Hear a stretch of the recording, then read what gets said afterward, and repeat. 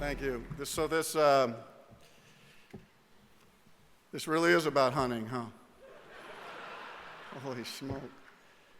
You know, and I'd like to say you're all taller than I thought. You know, I'd also like to start by saying thank you, by saying something really specific to the women in this room. Thank you for dragging your men to my movies all these years. And thank you for allowing us to hunt. And that's not meant to say that you don't enjoy hunting yourselves. It's just to say thank you for ignoring us rattling around it in the dark around 3:30 in the morning, stubbing our toes, trying not to yell out, determined not to wake you up, but still moving at a pace to avoid being late, never late, muttering to ourselves, wondering if these early mornings of hunting will ever give way to a civilized time, say 10 o'clock, when we could all just roll out of bed. Believe me, I think every guy in this room has thought about it, but that's not going to happen either. It's never going to happen. Because being miserable, getting up early, cursing ourselves for agreeing to go the night before when we knew we had other stuff to do the next day is as much a part of hunting as taking pictures at the end of the day. So forgive us how happy we are going out the door. We know you must be shaking your heads, seeing us gather outside when it's still dark, shaking hands, dressed in camouflage that now not only covers our complete bodies, thanks to Johnny Morris, but our guns, our trailered ATVs, our thermos. Are we still the boys that you fell in love with? What you must think when you see us all dressed in orange, more comfortable in that than any suit or ridiculous tux.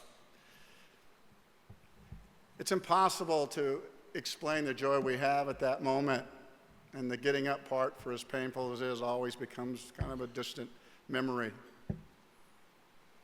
You know, the resumes in this room, my goodness, all these tables tonight, those of the who's who, the lives you managed to build when the odds were with you, and even more impressive when the odds were not.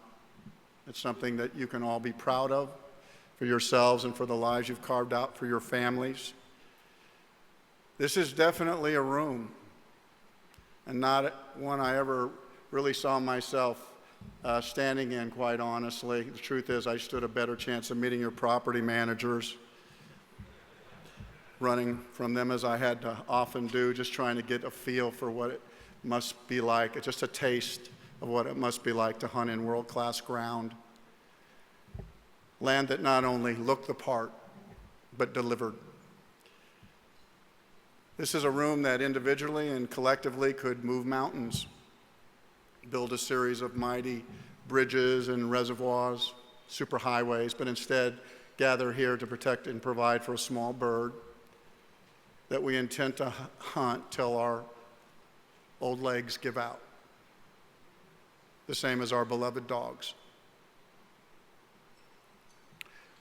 We will never be able to explain to a cynical world the early mornings, the stops at the Waffle House, that they're as much a part of the day as the hunt itself,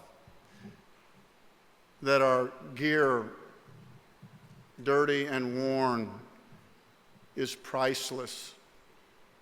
It's comforting and will hang on the wall long after we're able to walk the fields, long after we're gone. Our guns will pass lovingly into the hands of our sons and daughters. And when they bring it to their shoulders and they press it to their cheek against its worn stock, they'll feel us and they'll know the freedom that the outdoors provided, the space that our wives gave us to think, to commune. It's our jewelry box, and we gladly fill it and we knowingly will let it go. My grandmother gave me my first gun when I was 5. Her name was Tig. She was married at 14 to my grandfather, who was 19. They lived in Oklahoma, and they lost everything in the Dust Bowl when the banks closed their doors. But before that gun could pass into my hands, my mother had hers, had it in hers, and she said, absolutely not. It was a standoff between two strong women, enough to break up my birthday party, with me looking 3 feet below, looking up. But my grandmother, not wanting it to go any farther, she took the gun back from my mom and she held it up and she simply said in her Oklahoma twang that if he misuses it, you can take it from him. My mother agreed without a word, and my grandmother bent down and handed it to me. Those words spoken to my mother never left me, and neither did that BB gun.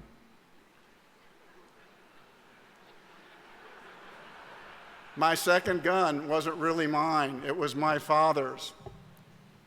It was a 1903 30-30 that he bought for $20. And he kept it in a closet. There was no such thing as a safe back then, and I thank God for that in my own way. And when my parents would leave, I would take that gun, I would bring it into the living room.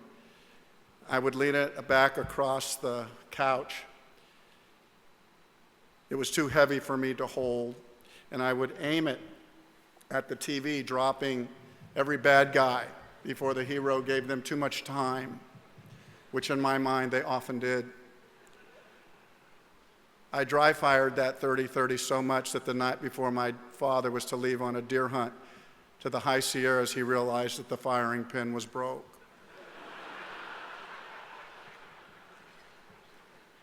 He knew it wasn't my mother, but he never said a word. And my mother, she went out with him that night, and together they bought a gun that they really couldn't afford, so he could make the trip the next day. I never understood how something I love so much could get me in so much trouble. But that streak would continue with that gun, and I remember taking it to sharing day in kindergarten. I carried it to school. Nobody walked kids to school back then. I just drug it through the neighborhood. All I know is that I was told to bring our favorite thing, and that's what I did.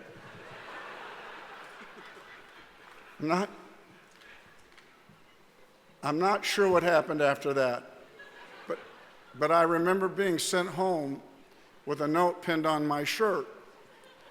I didn't know how to read, but came to know that if my parents wanted the gun back, they would have to come and get it themselves. I wasn't in trouble all the time, but I was in trouble a lot. I never saw that gun again until much later in my life. My next gun was a Benjamin pellet gun. It was the gun that really taught me how to hunt. You learn a lot when you only get one shot and you're hunting on someone else's property. It was passed down like most things I had, but that didn't matter. What mattered was it didn't have the arm of the bolt anymore to pull it back. So I put a screw and a nut through a tiny hole to make it work, and when that finally wore out, I just started carrying a rusty pair of long nose pliers that I could get out as fast as any gunslinger and pinch that bolt and get it straight back and ready to go.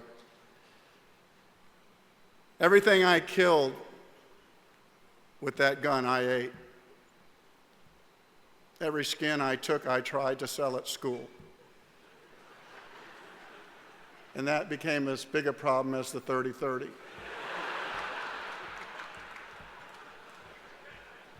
I went to 4 different schools during my high school years, 4 different ones, because my dad's job, he only had one his entire life. So when they said he had to move, we did. He'd experienced the Dust Bowl as well through the eyes of a child. He saw what it did to his family, his father, and the other families he'd known. It marked him forever in forming the choices that he made the rest of his life.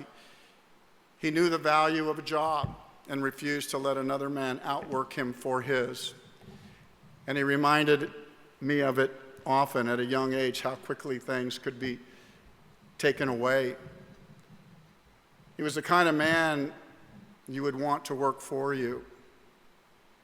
Other opportunities came to my father because of his work ethic, but he was always unsure. I'd hear my mother and him talk about them late at night when they thought we were asleep. But in the end, he would never risk what he had. His own ambitions didn't run as high as most of the men in this room. It was just his family. We weren't poor, but stamps were important to us. And I would paste them with my mother. We saved and packaged nickels. For me, it was fun, but for her, it was real. Our economic standing was defined by the Sears catalog that we would pore over.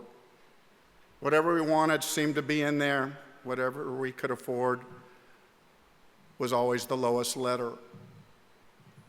My brother and I would look at the A pool table, how big and nice it looked. We'd take a tape measure and realize we didn't have a room big enough or a house big enough for it. Then we'd look at the B and the C table.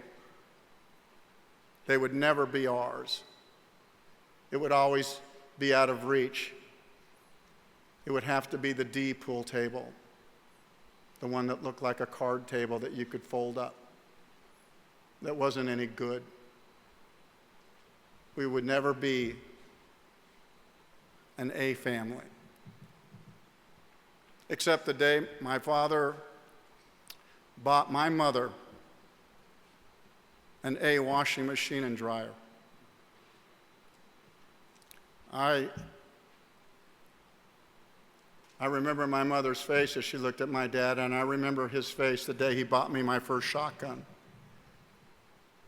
He never did that before, but he did it for my mom, and he did it for me on my 12th birthday. The next day, I took my hunter's safety course. All I knew was I wanted to hunt any day, every day. I did not care about seasons, and I did not care about limits. Everything I knew about and dreamed about came from watching Kurt Dowdy's American Sportsman. I needed to know. When I watched that, I needed to know. I was in awe. Did these places really exist? My junior year of high school, I found myself living in the Central Valley of California. I was having a hard time with everything. My older brother was in Vietnam, and I was really tired of trying to fit in for the 3rd year in a row. I was lost. But then something changed my life. I saw a man out in the fields of Visalia with a dog as I was driving. It looked to me like he was hunting, and I pulled the car over, and I just watched this private interaction between this man and his dog. He was hunting. I could see the gun carried to his chest. It was like art to me. It was a picture so perfect, so frozen in my mind in time forever. But it wasn't on TV. It was right there in front of me. And my life changed forever. The next day, I went out and I bought my own bird dog, a little German short hair. And suddenly, the world wasn't flat. I believe we hunted every ditch in that county, scaring up maybe one pheasant if we were lucky before school started. But it didn't matter. What mattered was I was out. But I still couldn't get to the land I dreamed, or even the land that was right in front of me. But now my dog could.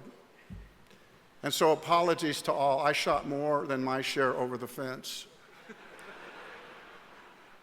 Then came a moment that would really define my hunting career and how it would go forward from there on. It was the first day of pheasant season in California. I was in another school in Orange County. There's no pheasants in California, in Orange County, excuse me. So I drove out by myself to the Salton Sea on the other side of Palm Springs. It didn't look like the kind of ground that Kurt Dowdy would hunt with his friends. Fish and Game had dropped 300 confused birds in the desert and let the first 200 guys with guns hunt them. It was public land. It didn't look right. It was a D in the Sears catalog of hunting. There was no beauty to it. It was a mess. And I was miserable, and so was my dog. It was also dangerous, and I left. But on my way home, I saw something on the highway. It looked like reeds in the distance, and I could see some water, and I pulled off, and I headed down that dirt road right past a no hunting sign. I reasoned that I didn't intend to hunt there, so I kept going. And believe it or not, I scared up a mallard that my dog retrieved perfectly. It was then that I saw these flashing blue lights coming at me.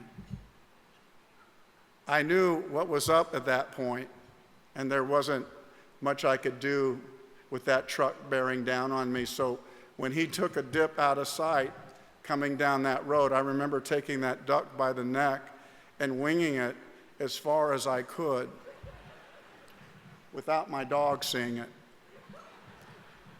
There was a lot going on. The game warden stepped out of his car. I told him my story that I didn't like what was going on over there where the rest were hunting, that I thought it was dangerous. He said the same thing. He didn't like it either, and that's why he left. Then he said, I heard a shot, and he asked me if I'd gotten anything. I said, no, I missed. But behind him, I could see my dog had left us.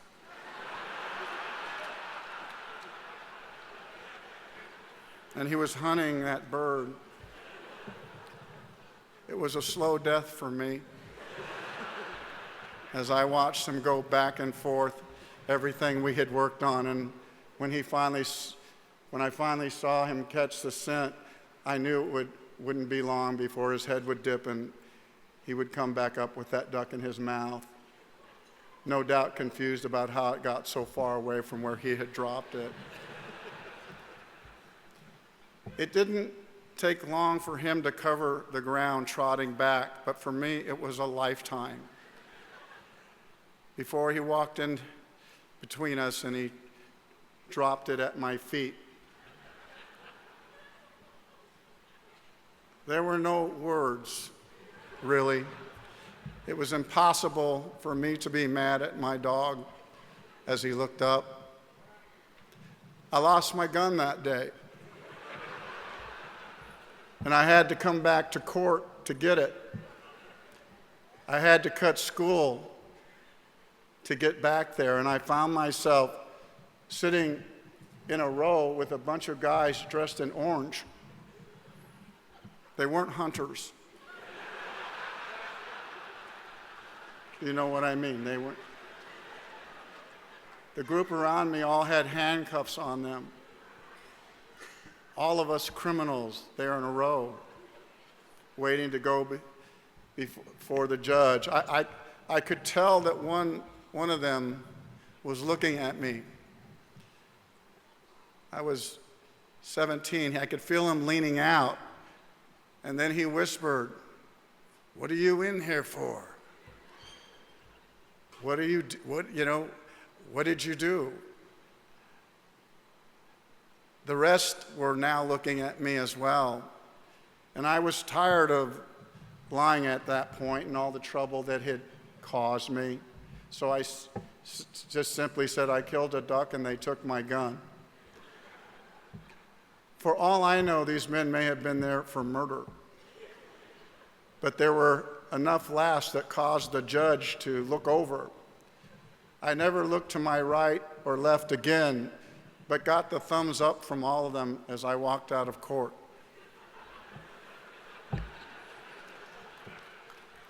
It was at that moment that I remembered my grandmother's words. If he misuses it, you can take it from him. From that point on, I was determined that I would never have to run off land I was hunting, that I would take my father and my brother to the best places in the world if I was able. And I was blessed to be able to do that, to take them to the A places, to land that just looked like God intended it. But it doesn't last forever.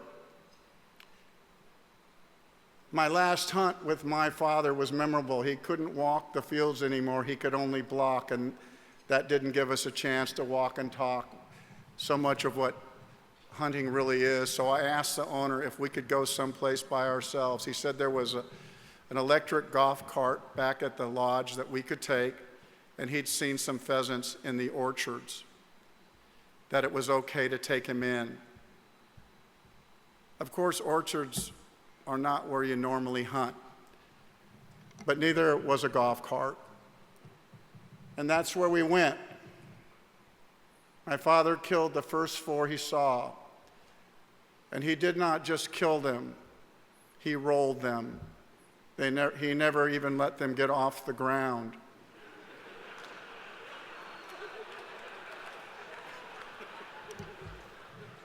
Normally, I'd be embarrassed, but it wasn't. But it was just us, and we were by ourselves, and so I let it go. And when we said goodbye at the airport, he looked at me and he said, "This was our last hunt, son."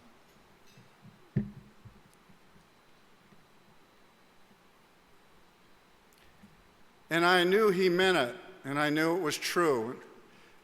And I wrote a song on the plane going home. I risk playing it for you tonight, but I feel like I have a lot in common with this room, and hopefully you can help. You can get past anything you might think of my singing, but it's called The Last Time. It's about that last day. Everyone's had one. I don't sing it in concert anymore, it's too hard. But I thought here maybe it could take you to a place with someone you'll never forget. So I want to play it for you now. And this is about my dad. So just about that day.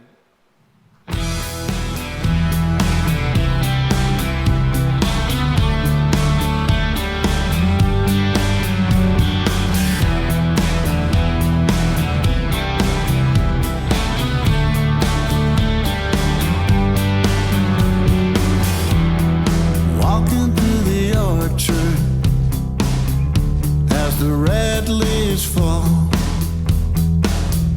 There's a chill in the air. Blackbirds call. I can see the night come. The sun is losing its heat. It's breaking my heart. You slip away from me, feeling like the last time I see you again. Feeling like the last time this could be the end. Having you close, getting the most of every moment with you. Feeling like the last time I see you again.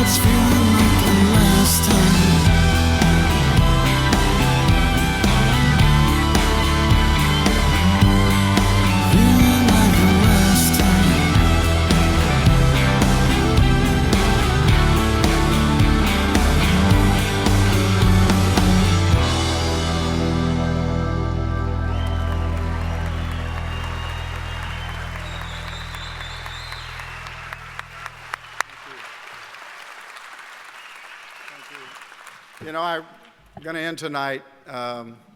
Thank you. And this was the right room. I want to end tonight by reminding you of that 30-30, the one that wasn't really mine, the one that disappeared, the one that got me into so much trouble. Both my parents passed away 2 years ago. They were 93. They met in the 7th grade, so you can do the math on that one. But that gun that was once so heavy that I couldn't really hold on my own, the one I carried to school, passed into my hands. It came out of the attic. I won't say any more except to say that if you watch Yellowstone closely, you'll even see that that gun I was carrying in that field, the same one that goes in the scabbard on my horse, that's the very gun. So good night to you. Thank you. And thank this organization for what it does. God bless.